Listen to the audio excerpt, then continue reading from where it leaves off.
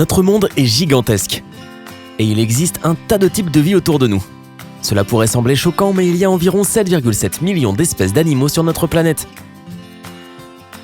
Et seuls 12% d'entre elles sont officiellement connues et décrites. La majorité de ces animaux catalogués vivent sur Terre et l'humanité doit encore explorer la faune des océans de manière complète. Avec une telle abondance de formes de vie, il n'est pas surprenant que les gens aient tendance à confondre certains animaux. Soyons honnêtes, certains d'entre eux sont vraiment similaires. Nous espérons que cette vidéo aidera à éclaircir certaines confusions.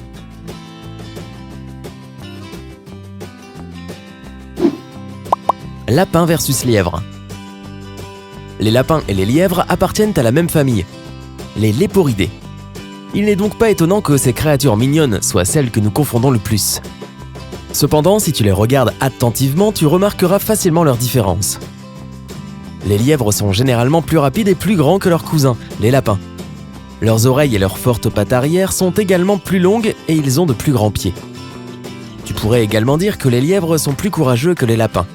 Alors que ces derniers se cachent dans leur terrier quand ils se sentent menacés, les lièvres essaient généralement de distancer les prédateurs, ce qu'ils arrivent à faire dans la majorité des cas. Pour faire la différence entre les lièvres et les lapins, tu peux également jeter un coup d'œil à leur fourrure. Tu remarqueras que les lièvres ont des marques noires sur leur corps. Phalène versus papillon. Ces deux espèces appartiennent à l'ordre des lépidoptères. Penses-tu que tu peux facilement faire la différence entre un phalène gris ou marron et un magnifique papillon? Eh bien, tu serais surpris de savoir qu'il y a des espèces qui sont incroyablement similaires. Pour connaître avec certitude la créature que tu as en face de toi, fais attention à ses antennes. Les papillons ont des antennes qui ressemblent à une tige fine avec un bout bulbeux. Quant aux phalènes, leurs antennes sont dentelées ou plumeuses. Les ailes peuvent être un autre indice. Les phalènes ont des ailes qui se plient sur leur abdomen, alors que les papillons plient leurs ailes de manière verticale. Mouton versus chèvre. Il est facile de confondre les chèvres et les moutons étant donné que ces deux espèces ont un tas de caractéristiques communes. Les moutons et les chèvres sont biongulés et ils ont les yeux plutôt inhabituels avec des pupilles rectangulaires et horizontales. Mais jette un coup d'œil à leur queue. Tu remarqueras que la queue des moutons se dirige vers le bas alors que celle des chèvres pointe vers le haut. De plus, ces animaux ont des habitudes alimentaires différentes. Tout comme les vaches, les moutons sont des brouteurs. Cela veut dire qu'ils se déplacent dans un pâturage et qu'ils mangent la végétation qui est proche du sol. Avec cette méthode, ils n'ont pas besoin de lever leur tête. Quant aux chèvres, ces animaux choisissent des plantes qui poussent plus haut. Les chèvres sont même connues pour monter aux arbres si elles voient des feuilles particulièrement alléchantes. Hérisson versus porc-épic. Eh bien, allons à l'essentiel. Aïe. Ces deux animaux sont recouverts d'épines. En fait, ces épines sont des poils agglomérés et durs. C'est tout. Ces créatures n'ont rien d'autre en commun. De plus, même leurs épines ont eu des évolutions différentes. Étonnamment, les porcs-épics sont des rongeurs.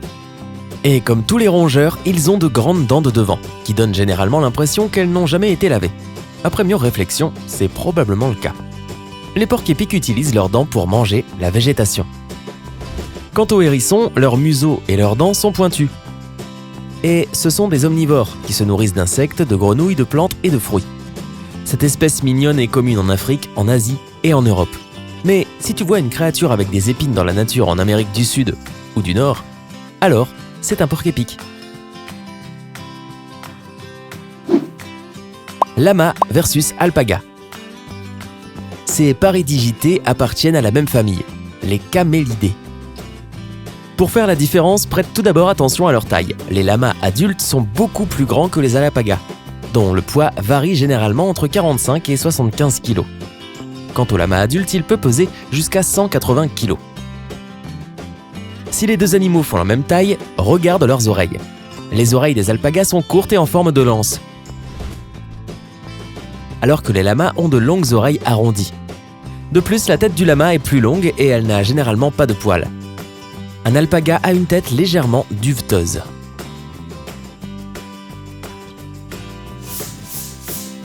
Crocodile versus alligator. Je ne m'approcherai d'aucun de ces animaux. Les crocodiles et les alligators appartiennent au même ordre, les Crocodilia. En fait, les deux espèces ont beaucoup de choses en commun, à l'exception d'une chose, leur tolérance au sel. Les crocodiles sont les heureux propriétaires de glandes spéciales qu'ils utilisent pour excréter l'excès de sel. C'est pourquoi ils se sentent complètement à l'aise dans des habitats d'eau salée ainsi que dans les mangroves situées près de la côte. Quant aux alligators, leurs glandes ne sont pas aussi développées. C'est pourquoi ils vivent principalement dans de l'eau douce. Tu devrais également prêter attention à la forme de leur tête. Dans la majorité des cas, bien qu'il y ait des exceptions, les alligators ont un museau en forme de U, alors que la mâchoire des crocodiles est en forme de V.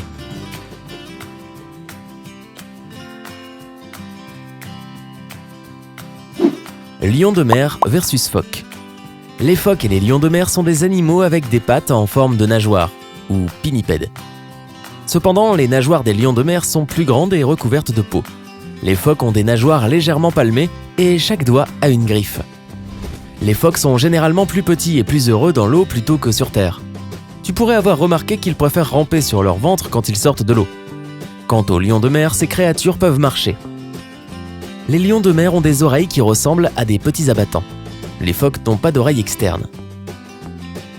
Enfin, les phoques préfèrent la solitude alors que les lions de mer adorent se rassembler en grands groupes et passer du temps ensemble, en agissant d'une manière plutôt bruyante. Guêpes versus abeilles. Les hyménoptères est l'ordre auquel les abeilles et les guêpes appartiennent. Les abeilles sont velues, elles ont besoin de cette caractéristique pour pénétrer dans les fleurs afin de récolter le pollen. De plus, leurs pattes arrière sont plates. Les abeilles semblent plus trapues. Les guêpes ont un corps en forme de sablier, avec une taille fine et leurs jambes sont plus minces, comme les mannequins. Quant à l'attitude de ces insectes, les guêpes sont plus agressives, d'autant plus lorsqu'elles protègent leur nid. D'autre part, les abeilles sont plus calmes et plus dociles.